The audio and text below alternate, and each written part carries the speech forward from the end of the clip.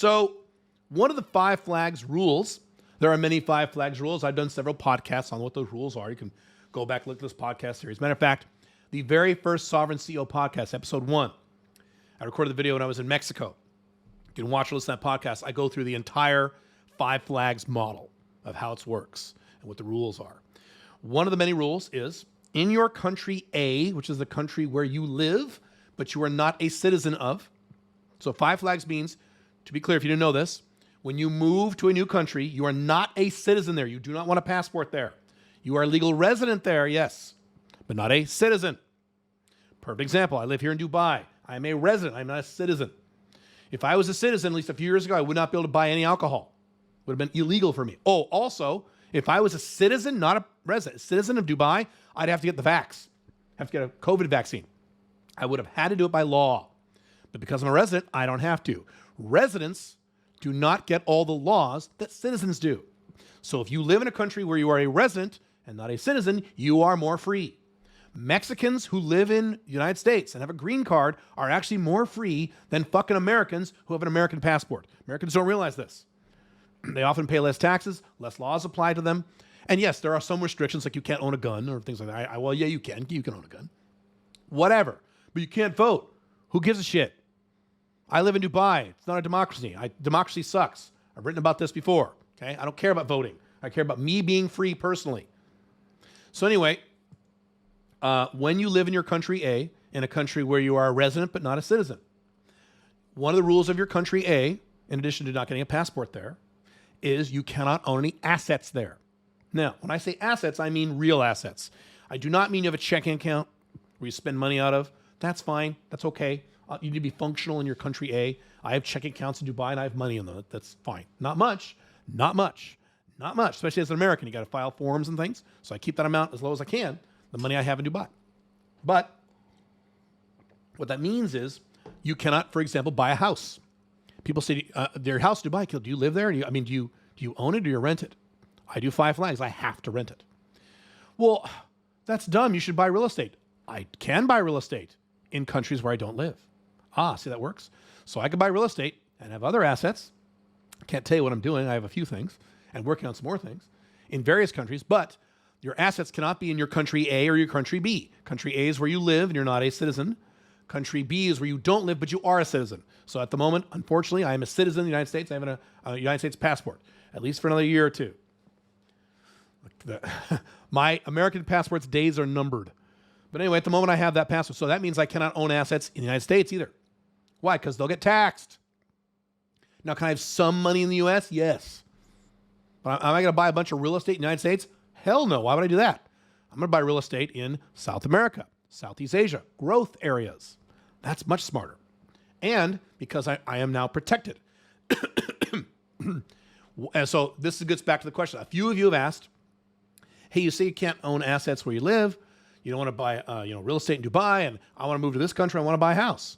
Well, what is the rationale behind that rule, Caleb? I don't understand. I will explain. I'm going to give you one of my favorite examples. I could give you many examples. This is my favorite one. John McAfee, our best friend, John McAfee, my favorite crazy alpha male. He passed away a few years ago. Fantastic, amazing guy. Just, entertaining as fuck. Loved every minute of everything he said. Even when what he said was stupid or what he said was lying or wrong because he was a madman.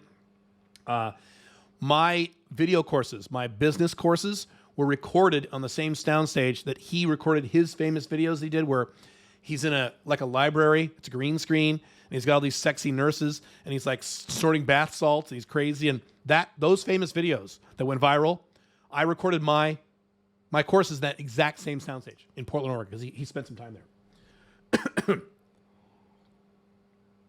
If you recall, if you don't know, John McAfee moved to, which country was it? Was it Belize? I think it was Belize. I could be wrong. If I'm wrong, please correct me in the comments. I believe it was Belize. It wasn't Costa Rica. I think it was Belize. He's like, fuck the United States. I'm going to do Five Flags. But he didn't. I'm going to move to Belize. Great. He left the United States. Smart move. Good for him. However, he did not follow Five Flags. So what he did is he brought not only himself, but all of his assets. He brought all his money down to Belize. He bought a giant mansion down in Belize. He bought a bunch of land. He bought this and bought that and bought this. Had bank accounts and assets and all this stuff. And if you know what happened, what happened? He ran afoul of the government down there, pissed a lot of people off because he's a madman, or he was. God bless him. Got in big trouble. What happened?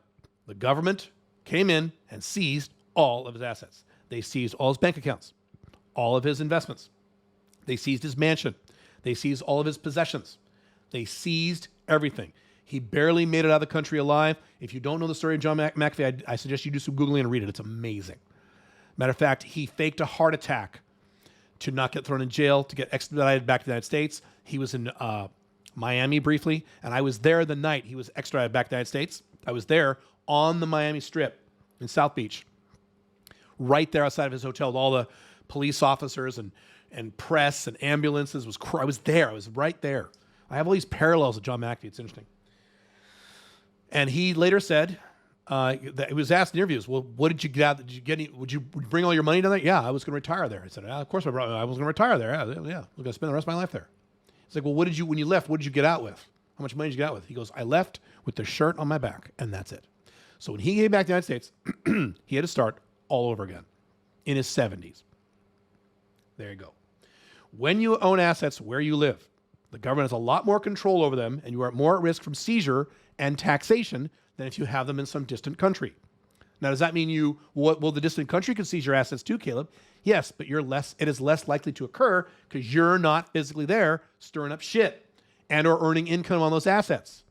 So you have less taxation and or more stability, safety long-term with those assets if they don't exist in the country where you live or a country where you have citizenship in. So if you have multiple passports, you should not own any assets in any of those countries. If you have multiple passports, you have one passport, wherever that is. Let's say you have a UK passport and you live here in Dubai or you live in Bali, you shouldn't have assets in the UK. A lot of guys will get real estate in the UK, rent it out, go to Bali or whatever, right? And get income from those assets. Not smart. Not a good idea. Because guess who controls those assets? The UK government. The collapsing, ridiculous UK government. Is that what you want your assets? I don't want those assets there. No, I'd rather have them somewhere else. That's why you don't want assets where you live. You are more protected and in most cases taxed less. Now that doesn't mean your assets can be in any other country you feel like. So I wouldn't go say, I'm not buying assets in Dubai. I'm going to go buy them in North Korea. No, that's stupid. I wouldn't do that either, okay? So obviously you have to vet the other country, but that's a topic in of itself. What countries are best for real estate and things like that? I've talked about the only growth areas. Well, the biggest growth area in the next 30 years is Southeast Asia. I've talked about that many times. I'm looking hardcore at getting real estate down there. The pandemic has delayed that by several years, all that stupid chaos. So I'm still going to do it. I'm looking at land in South America, but I'm not looking at any real estate or land in the United States or Dubai, even though Dubai would be a great place to buy real estate. So here's the thing. If you don't live in Dubai, what you should do is you should do our Get Residency in Dubai service, okay, which is still open right now as this podcast. You can go to sovereignCEO.io/DubaiGR. I'll try to include a link in this video. Get residency in Dubai. Okay, don't move to Dubai, but get residency there and buy some real estate here in Dubai. George Gammon is doing this. I believe Andrew Henderson is doing this. Buying real estate because it's a great place to buy real estate right now. Great place. But it'd be better if you don't live here. See how this works? There are other growth places besides Dubai. If you live in Dubai and want to buy your assets somewhere else, and that's my whole point. You're not limited to where you... That's the last point of this. You got to get out of this snail plant thinking model of, I have to buy things where I live because I'm here. No, you have a whole world. You have a whole world. You have 190 plus countries. Wherever you live, don't you think you could buy better assets, better stocks, better real estate, better land, maybe better bonds in countries, another country, one of the other 190 countries besides the one you happen to live in? So the country you happen to live in, even if it's a good country, you've left the collapsing Western world, the country you happen to live in is the best country in the world for stocks, real estate, land, bonds, businesses? No. There are better countries, right? Buy there. Don't do it where you live. That's dumb. Don't buy a house you live. Doing Five Flags, rent. Well, that's stupid. I'm wasting money. Then buy a house in, whatever. Get a house in fucking Cambodia. That's what I'm doing. Get a house or apartment building in Cambodia or condos. Rent those out. Take the money, the passive income you earn off that, and pay your rent in Dubai or wherever it is you live, or Bali or Paraguay, whatever it is. Same to you guys in Paraguay. If you want to move to Paraguay, don't buy land in Paraguay. If you live there, buy in Argentina. Good prices there right now. For example, I'm not saying actually do Argentina. You get my point. Cool? That's how this works. You have any questions, let me know. Bye.